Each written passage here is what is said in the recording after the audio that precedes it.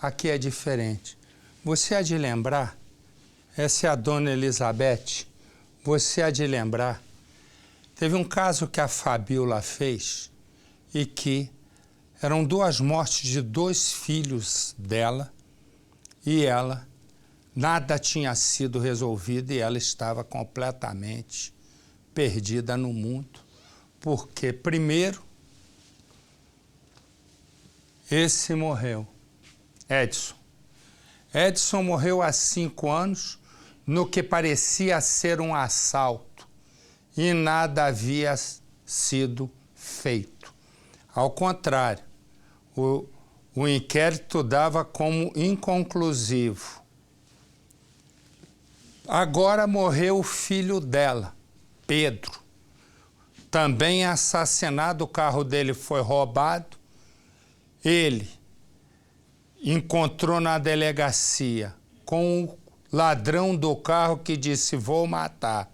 O sujeito foi preso e, a partir daí, a justiça brasileira, tempinho depois, soltou o sujeito.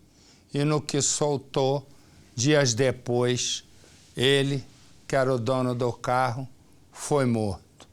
E o cara que roubou o carro desapareceu. Eu tinha pedido para o nosso faraó fazer, ir lá para esclarecer. Por quê? Com a vasta experiência que faraó tem, eu disse, caramba, essa mãe não tem resposta para 2 assassinatos. E o nosso faraó foi lá. Eu vou mostrar a reportagem primeiro, para depois o nosso Percival, com essa carreira brilhante que ele tem, ele vai poder nos explicar melhor. Coloca no Cidade, por favor. Ainda não faz um mês que esta mulher enterrou o filho. Não tem nem o que descrever, tão bom que ele era. Saudade é grande. Muita. Coisa que eu não pude ver, mas nem pelo vidrinho, meu filho. Foi sem vidrinho, foi fechado total. Fechou marcado. Mas total, sem vidrinho, não vi rosto, não vi nada. Pedro tinha 28 anos e foi encontrado morto neste córrego da zona leste de São Paulo. Como que a senhora ficou sabendo? Pela televisão. Quando eu vi eles tirando o corpo do rio, eu comecei a gritar, chorar e falar, é o Pedro. Eu tive uma intuição de mãe. E eu já comecei a falar, é o Pedro, é o Pedro, é o Pedro, e era o Pedro. Toda a história começa aqui nesta casa onde Pedro mora com a esposa e também o filho, de 2 anos e 9 meses. Você olhando aqui, você repara comigo aí de casa, que a casa não tem garagem para estacionar carro. Pedro, ele compra um carro simplesinho, um carro antigo, mas com a documentação tudo em dia. E ele tem costume de deixar o carro aqui na frente da casa dele, estacionado bem aqui, que é permitido estacionar durante a noite. Mas Pedro tem um medo do carro dele ser roubado durante a noite, ser furtado. E o que ele faz? Todos os dias, quando ele chega em casa, ele abre o capô do carro e tira ali os fios da bateria. Para que se um criminoso chegar durante a madrugada, ele vai dar partida e não vai conseguir levar o carro do Pedro.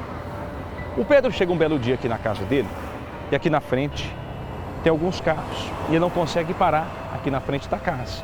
O que Pedro faz? Ele vai um pouco mais para frente e ali ele entra à direita naquela rua e consegue uma vaga. Algumas horas depois, Pedro fala para a esposa o seguinte, amor, eu vou buscar o meu carro porque já abriu uma vaga aqui na frente de casa. Tá bom? Tá bom. Ele vai caminhando e não demora muito, Pedro volta. Pedro fala o seguinte, amor, preciso te contar uma coisa, o nosso carro foi roubado. Como assim? Furtaram, cheguei lá, o carro não estava mais estacionado. O que a gente vai fazer, amor? Não, a gente vai ligar para a polícia. Ele fala, mas antes de ligar para a polícia, eu vou ligar para os meus parentes, avisar, olha, meu carro foi levado, se você vê ele por aí, me liga, eu ligo para a polícia. Pedro começa a informar os parentes que o carro dele foi levado aqui da casa. O que acontece? A polícia militar chega, estaciona o carro, bate palma e o Pedro sai. Eles falam o seguinte, Pedro, é você? Falou assim, sou eu, Pedro. Desce aqui pra gente conversar. Ô Pedro, você é dono de um carro assim, modelo tal, cor tal? Ele falou, sim, meu carro foi levado agora há pouco, deixei ele na esquina de casa. Pois bem, o seu carro foi encontrado. A gente estava fazendo patrulhamento aqui na Zona Leste de São Paulo, avistamos o seu carro e uma pessoa dentro em atitude suspeita. A gente tentou abordar, essa pessoa fugiu e a gente conseguiu pegá-lo. Ele foi levado para a delegacia com o seu carro e daí ele contou para a gente que você é amigo dele, que você emprestou o carro para ele. Ele falou, não, mas não emprestei o carro para ninguém. Qual que é o nome dele? Leonardo. Vamos para a delegacia, Pedro, para você ver se conhece esse homem. Quando Pedro chega, ele olha e ele vê Leonardo. Quem é Leonardo? Leonardo é um vizinho dele que mora bem próximo aqui da casa. Este vizinho via Pedro tirando os cabos da bateria todos os dias. Então ele sabia como funcionava. Ele foi até o carro, engatou os cabos, deu partida e desapareceu com o carro de Pedro aqui desta região. Mas Pedro reforça para a polícia que não emprestou o carro para ninguém e que o carro dele foi furtado e que Leonardo é um criminoso e que Leonardo tem que ficar preso. Leonardo, que está na sala ao lado, ouve tudo isso, toda essa história, toda essa versão de Pedro. E quando Pedro está indo embora, Leonardo, o ladrão, ele vai até a janela, olha para o Pedro e dá um recado. Ele fala assim, isso não vai ficar assim, porque quando eu sair daqui da delegacia, eu vou acertar as contas com você. 12 dias depois, Pedro foi encontrado morto. Quando os policiais chegaram aqui no córrego, eles constataram que não havia marcas pelo corpo, marcas que pudessem a polícia no futuro acreditar que Pedro tivesse sido assassinado pelo menos a pancadas. Horas depois, o carro da vítima foi encontrado por policiais a mais ou menos 6 quilômetros de onde nós estamos. E um detalhe, o carro estava estacionado intacto. O que leva a família a acreditar que o seu filho foi a última pessoa que teve acesso ao carro mesmo. Certo. A senhora sabe por que o carro estava naquela região? Não. E que eu saiba, o meu filho não andava naquele lugar. O veículo passou por uma perícia que deve ajudar a polícia a esclarecer o crime. Para a senhora, quantas pessoas mataram seu filho? Eu creio que foi pelo menos 3 pessoas. Porque ele era muito forte. É. Uma pessoa sozinha não ia conseguir pegar Não ele. ia. Você acha que ele foi atraído para a morte, foi levado para aquele local onde o carro estava para ser assassinado? Eu creio que sim.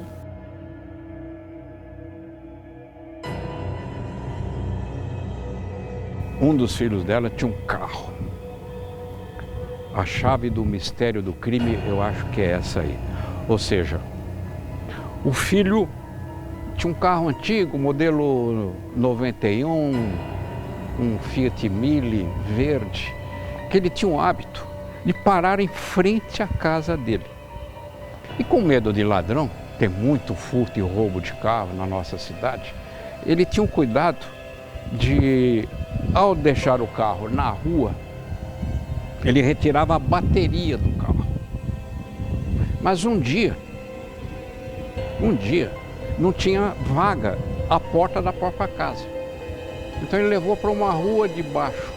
Ele fez isso várias vezes. E numa das vezes ele não tirou a bateria. Exatamente nesse dia o carro foi furtado. Porque depois desse carro ser furtado, ainda com a bateria, a polícia militar localizou o carro.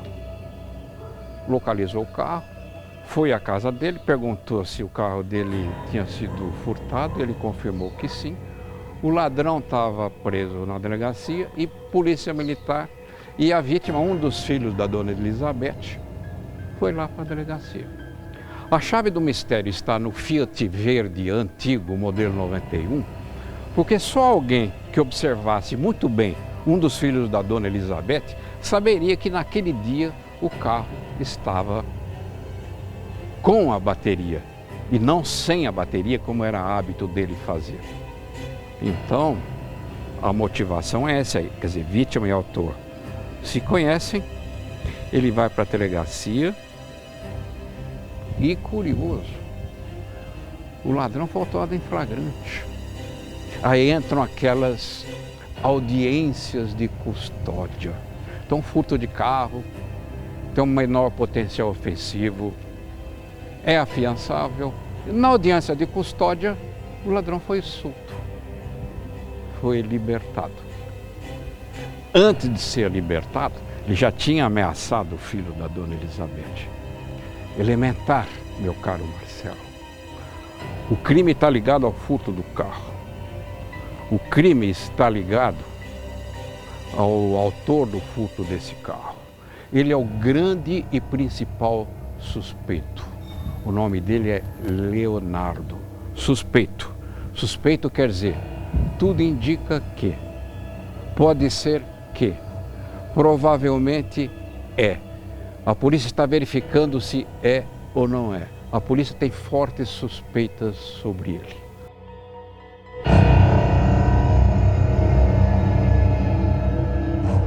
O drama desta mulher não termina aqui.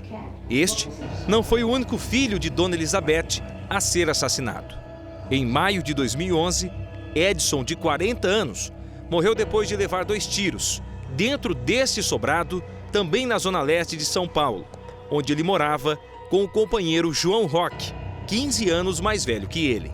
Dia 25, 9 horas da noite, segundo o depoimento de João Roque para a Polícia Civil aqui da cidade de São Paulo, tudo aconteceu assim.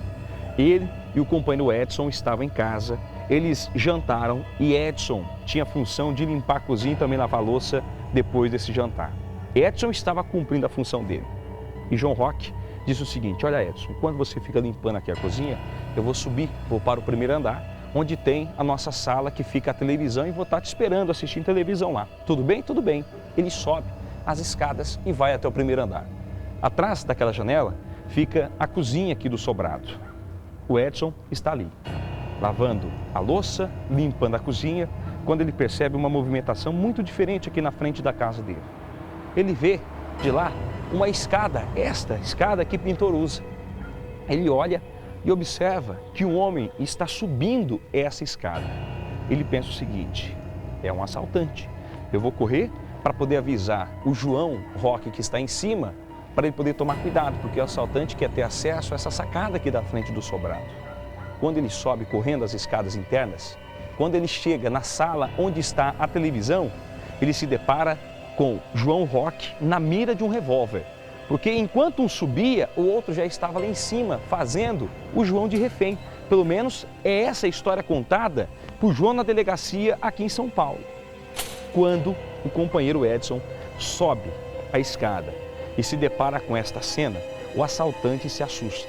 O assaltante tira a arma de João Roque e aponta para Edson e os tiros são dados.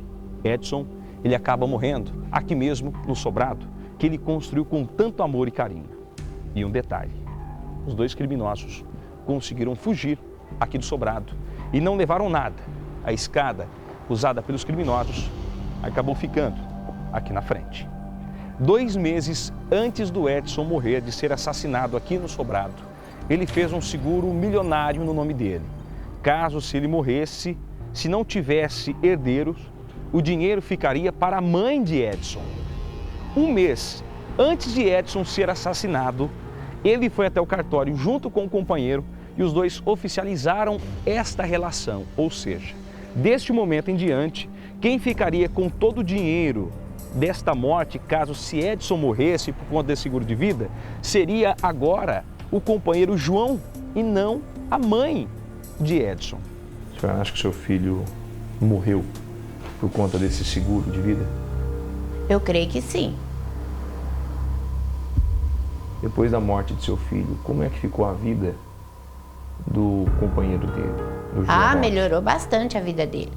Ele conseguiu trocar de apartamento na Praia Grande, de 2 quartos, 2 dormitórios para 3 dormitórios. Ele conseguiu trocar o carro dele para um melhor. E ele conseguiu também abrir uma empresa de turismo. A família coloca João como o principal suspeito deste crime. Talvez não por ter atirado ou espancado, mas talvez como mentor do assassinato. Mas para a Polícia Civil de São Paulo, ainda é muito cedo colocar João na linha de frente. A polícia vai começar a investigar tudo novamente e ouvir as pessoas que prestaram depoimento na época do crime. Não só o João será chamado, mas também vizinhos, e parentes de Edson, a vítima.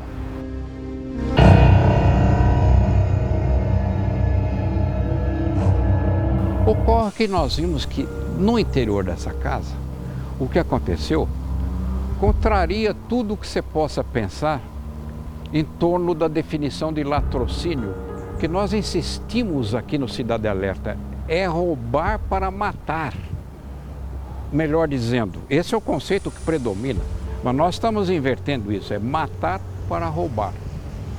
Então o filho da dona Elizabeth foi morto aqui, mas no interior da casa nada desapareceu, absolutamente nada foi roubado.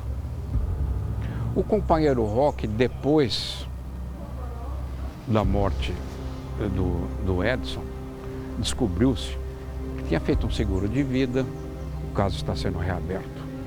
As investigações vão recomeçar, tudo vai ser verificado de novo. O que consta no inquérito por arquivamento não convence mais, vai ser tudo verificado novamente, item por item, ponto por ponto. Ou seja, por trás do assassinato de Edson, existem ainda muitos detalhes, muitos fatos a serem esclarecidos. Mas agora vai ser tudo esclarecido.